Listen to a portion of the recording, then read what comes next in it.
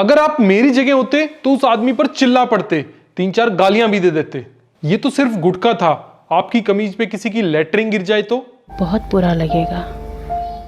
गुरुग्राम के 30 लाख लोगों का मलमूत्र किसको डुबो रहा है? गुरुग्राम के 30 लाख लोग वाटर लॉगिंग से क्यों परेशान हैं? गुरुग्राम के 7 लाख लोगों को वाटर सप्लाई का पानी क्यों नहीं मिल रहा है? क्यों वो अंडरग्राउंड पानी को इस्तेमाल करने पर मजबूर हैं, जिससे गुरुग्राम लगातार डार्क जोन में जाता जा रहा है?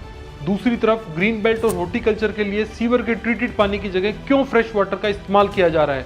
30 लाख लोगों के हजारों करोड़ टैक्स के पैसे लगने के बाद भी लगातार गुरुग्राम में वाटर मिसमैनेजमेंट क्यों होता आ रहा है?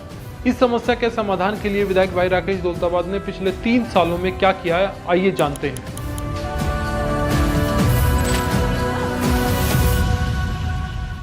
गुरुग्राम शहर की रोजाना पानी की जरूरत 71 करोड़ लीटर है, जिसमें से 55 करोड़ लीटर नहरी पानी से आता है, 16 करोड़ लीटर अंडरग्राउंड सबमर्सिबल के द्वारा पंप किया जाता है। 71 करोड़ लीटर पानी की खपत के बाद लगभग 80% 57 करोड़ लीटर पानी हमारा सीवरों में जाता है। सीवर लाइन के माध्यम से वो एसटीपी प्लांट में जाता है। एसटीपी प्लांट में ट्रीट होने के बाद ही हम पानी को किसी भी बरसाती नाले या नदी में डाल सकते हैं। मौजूदा हालात में गुरुग्राम में सीवर का ट्रीटेड पानी बरसाती नालों में डाला जाता है, जबकि उन्हीं नालों में लगभग 11 करोड़ लीटर सीवर के डायरेक्ट कनेक्शन हैं, जो ट्रीटेड पानी में मिलकर दोबारा से उसको गंदा कर देते हैं। आप सोचिए, ये सब एसटीपी बनाने में करोड़ों रुपए लगे हैं और इनको चलाने का सालाना खर्च 12 करोड़ से ज्यादा है। ये सब खर्चा जीरो हो जाता है जब पानी दोबारा गंदा हो जाता है, और ये सारा गंदा पानी 8 गांवों की हजारों एकड़ भूमि को डुबाता हुआ नजफगढ़ ड्रेन में जाता है। गुरुग्राम शहर का सबसे ऊंचा हिस्सा घाटा गांव है, जिसकी समुद्र तल से ऊंचाई 250 मीटर है। शहर के उत्तर में डीएलएफ साइबर सिटी की समुद्र तल से ऊंचाई 241 मीटर है। शहर के बीच की ओर बढ़ें तो इफ्को चौक 234 मीटर और राजीव चौक 226 मीटर है। शहर के पूर्वी कोनों से ढलान मध्य की तरफ बढ़ता है। अगर हम पश्चिम की तरफ चलें तो खेड़की माजरा में समुद्र तल से ऊंचाई 209 मीटर रह जाती है। शहर के नाले और सीवर इसी ढलान के हिसाब से बनाए गए हैं। अंत में शहर का सारा बारिश का पानी और सीवर का पानी नजफगढ़ ड्रेन में चला जाता है। नजफगढ़ ड्रेन पूर्व की दिशा में बहकर इस सारे पानी को यमुना नदी में डालती है। ये सुनने में जितनी सरल समस्या है, ये उससे कहीं अधिक जटिल है।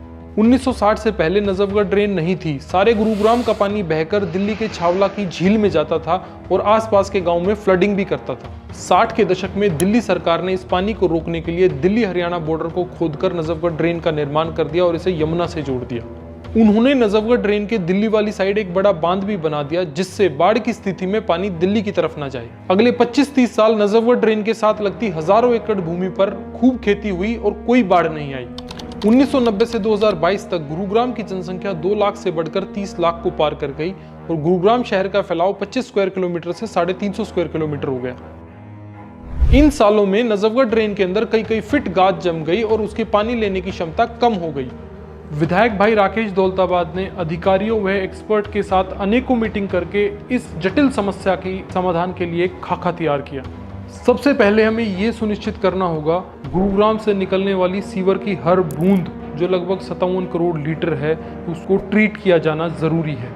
इसके बाद जितने भी अवैध रूप से सीवर कनेक्शन बरसाती नाले में जोड़े गए हैं, उनको एक वैकल्पिक व्यवस्था देकर उनको एसटीपी प्लांट तक ले जाया जाए।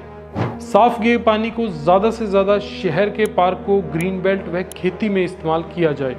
विधायक भाई राकेश दौलताबाद के प्रयासों से आज हर रोज लगभग 11 करोड़ लीटर पानी शहर की ग्रीन बेल्ट व पार्क्स में इस्तेमाल किया जा रहा है।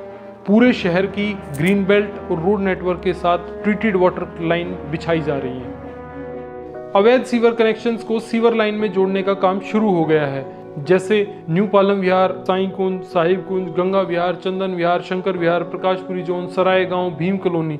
इस पूरे इलाके में ना सीवर की मेन लाइन थी, ना ही एसटीपी प्लांट। अब इस पूरे इलाके के सीवर को ट्रीट करने के लिए झाजगढ़ गांव में 2 करोड़ लीटर कैपेसिटी का सीवरेज ट्रीटमेंट जल्द ही बनकर तैयार होने वाला है। उसके बाद इन पूरे इलाके का पानी बरसाती नालों में ना जाकर सीवर में ट्रीट होकर उसको रीयूज किया जाएगा।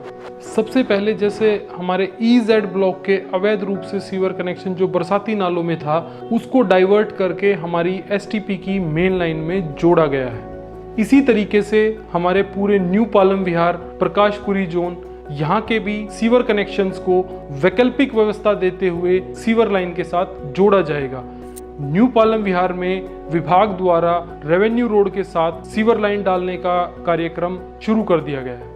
भविष्य में गुरुग्राम में सीवर का पानी बढ़ना है, जिसको देखते हुए विधायक भाई राकेश दौलताबाद के प्रयासों से धनवापुर व बहरमपुर में 100 mld के एसटीपी और लगाए जाएंगे। इसके अलावा सेक्टर 107 धर्मपुर में 350 mld एसटीपी प्लांट लगाने के लिए जीएमडीए द्वारा जगह को चिन्हित किया जा रहा है। गुरुग्राम के 3 बड़े बरसाती नाले नजफगढ़ ड्रेन में गिरते हैं, जिन्हें लेग 1, लेग 2, लेग 3 कहते हैं, जिसमें लेग 2 और लेग 3 आज तक अधूरी है। लेग 2 नजफगढ़ ड्रेन से 550 मीटर दूरी पर खत्म हो जाती है और लेग 3 3550 मीटर दूरी पर खत्म हो जाती है। लेग 2, लेग 3 का सारा सीवर का पानी खेतों में जमा हो गया है। इन नालों से हर रोज 33 करोड़ लीटर गंदा पानी खेती की जमीन में फैलता हुआ नजफगढ़ ड्रेन में जाता है। ये गूगल इमेज देखिए, 2005 में सिर्फ 80 एकड़ कृषि योग्य भूमि डूबी है और 2009 में 47 एकड़। डूबी हुई जमीन बढ़ते बढ़ते सितंबर 2021 में 2048 एकड़ हो गई। नवंबर 2022 में 1667 एकड़। बारिशों के समय में 5 से 6 हजार कृषि योग्य भूमि डूब जाती है।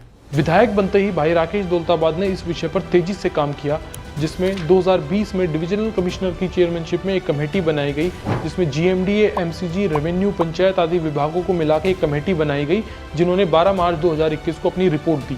रिपोर्ट में कमेटी ने गुरुग्राम की तरफ भी बांध बनाने की रिकमेंडेशन दी व लेग 2, लेग 3 के अधूरे पड़े हिस्से को नजफगढ़ ट्रेन से जोड़ने के लिए कहा। 22 जून 2021 को हरियाणा सरकार ने एक इंजीनियरिंग कमेटी बनाकर रिपोर्ट के आधार पर जो निर्माण होना था उसका जो खर्चा था उसका अनुमान निकालने के लिए कहा। विधायक भाई राकेश दौलताबाद के प्रयासों से यह मामला भारत सरकार की एनवायरनमेंट मिनिस्ट्री के पास पहुंचा। एनवायरनमेंट मिनिस्ट्री ने इसकी एक फाइनल कमेटी बनाई, जिसमें environment ministry, water resource ministry, Haryana सरकार और दिल्ली सरकार को इस पे काम करने के लिए कहा गया। हाल ही में विधायक भाई राकेश दौलताबाद ने इस विषय पे एक बड़ी सफलता पाई, जब मुख्यमंत्री जी ने खुद आकर सीवर के ट्रीटेड पानी के लिए एक नहर के निर्माण का शिलान्यास किया। ये नहर अभी तक सिर्फ 50 से 60 mld पानी फर्रुखनगर और झज्जर के खेतों में ले जाती थी, जो अब बढ़कर 550 mld हो जाएगी। 2 साल में जब ये नहर बनकर तैयार होगी तो गैर मानसून सीजन में सीवर के पानी की एक बूंद भी डूबी हुई जमीन की तरफ नहीं जाएगी।